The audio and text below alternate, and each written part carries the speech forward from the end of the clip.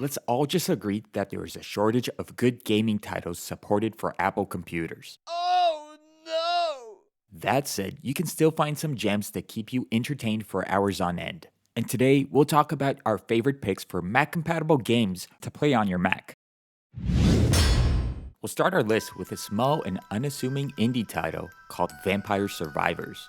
At a first glance, the game doesn't look like much, and it looks even less once you realize that the only thing you can control is where your character goes. On Steam, the game is categorized as an action roguelite, but we know the truth. Vampire Survivors is a walking simulator. I actually had to look the game up to confirm it's only played by moving around, while your character automatically shoots out projectiles that may or may not hit, incoming hordes of enemies. At that point, I had to ask myself, why am I wasting my time with this? However, waste time with Vampire Survivors is what I did, before realizing that I've been at it for a good few hours. Yes, the game is super simplistic at first, but then you start unlocking new and more powerful weapons, abilities, upgrades, and characters, just as the waves of monsters start becoming stronger and spongier. In a way, simplicity is the main draw. Everyone, even their mothers, know how to control the movements of a video game character in a 2D environment, and all the abilities and weapons you obtain work automatically, so you don't need to learn any new and complex mechanics. Think of it this way. You're a baby who just learned how to walk, and there's nothing standing between you and a vast, unexplored world filled with danger. The gameplay loop makes Vampire Survivors intuitive, yet in-depth enough to keep players entertained due to the wide variety of stuff you can upgrade. Overall, this is a fun little game that offers a chill and laid-back experience, until death comes out of nowhere and takes your soul. But it's still pretty relaxing game.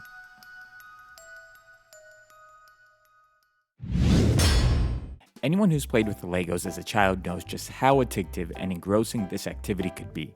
I, for one, certainly do.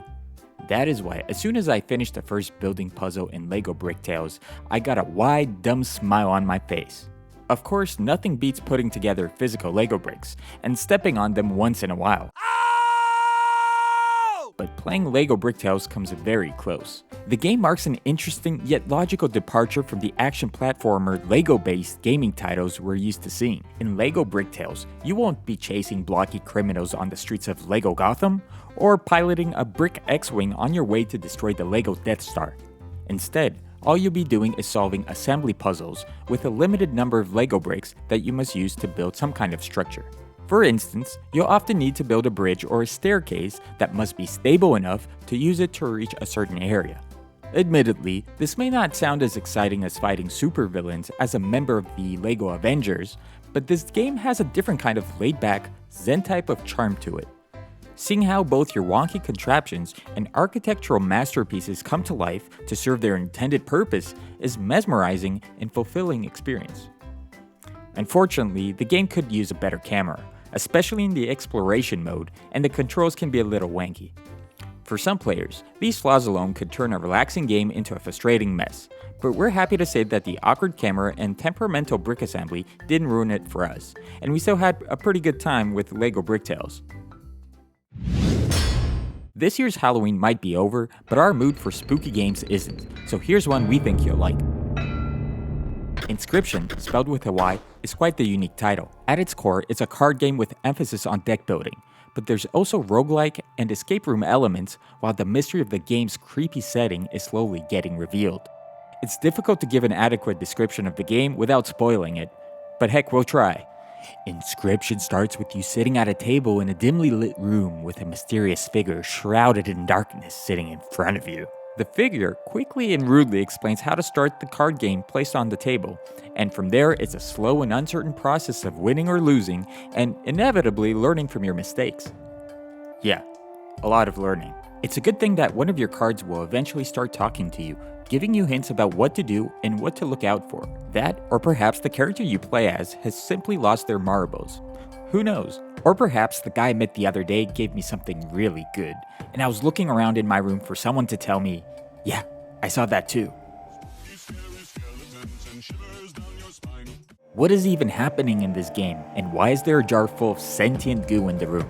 The stranger across the table isn't keen on telling you, They simply want you to play another game of cards, and maybe claim your soul in the process. But hey, don't let that ruin your fun. Ultimately, you have to play to find out more. Oh, and be careful not to lose too often, or you just might join the other cards.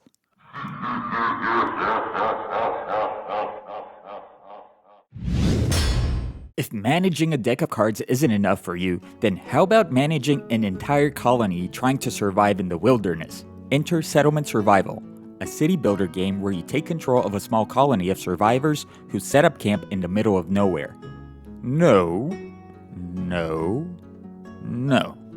Not that middle of nowhere, and not these folks. You begin by choosing the exact location of the camp, and from then on, it's a game of ensuring that the settlers have shelter, food, water, and protection from the elements. It's easy enough at first, as the game gives you some hints and tricks on what you may want to build: field crops, wells, houses, etc. However, the more you build up your town, the more its needs grow as well. You'll soon find out that your settlers are no longer content with only having a roof over their heads and a meal on their plates. Instead, they start demanding luxuries, such as entertainment, education, presentable clothing, and shoes. I mean, at least they're not starving, right? Go have some potato. I have potato blood in my veins. My life, it's potato. So yeah, your townfolk will get grouchy at times, and it's your job to keep them satisfied, while also making sure that next winter won't kill half your population. Your town will need to adapt to the harsh weather conditions, survive natural disasters, and live through pandemics. Just everyday stuff. Overall, we like the game. It starts off relatively simple, only to later reveal its formidable depth in terms of stuff you can build, resources you have to manage, and random, unexpected events you must mitigate, such as your best worker twisting his ankle or falling sick. A significant shortcoming is the confusing user interface that only gets in the way much of the time. Also, some of the text descriptions in the game have grammatical and spelling errors, since the game is apparently translated from Chinese. Despite those flaws, however, Settlement Survival is still an enjoyable game that we recommend for city building enthusiasts, looking for a blend of something casual and challenging at the same time.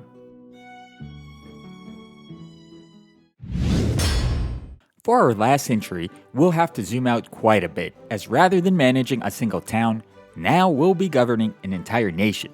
Victoria 3 is one of those grand strategy titles that, to the uninitiated, probably looks more like a fancy Excel spreadsheet rather than an actual video game that you're supposed to have fun with.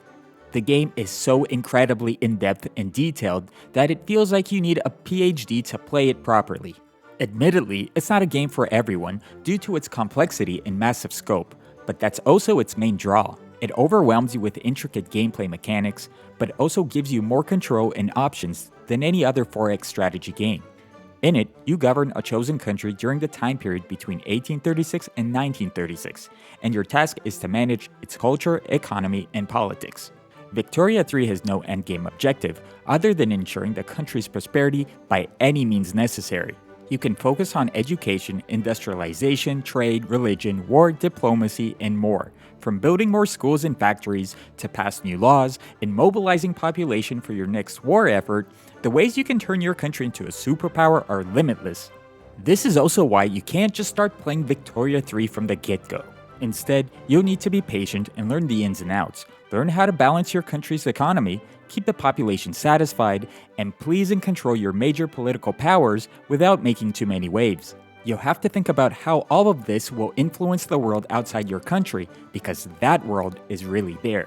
Victoria 3 plays as an actual, real-time simulation of the entire world, where everything is interconnected and your choices have a far-reaching impact that often isn't immediately apparent. This is in fact the best part of the game, to see how its innumerable elements interact with each other and to be placed right in the middle of it all. It's difficult to recommend Victoria 3 to the general public, but for those willing to spend upwards of 100 hours to simply learn its core mechanics, we believe there's a lot of fun to be had with this title. And maybe, just maybe, it will give you the motivation and strength to dust off your old high school books and remind yourself, what the hell was the East India Company? It's nothing personal, Jack. It's just good business.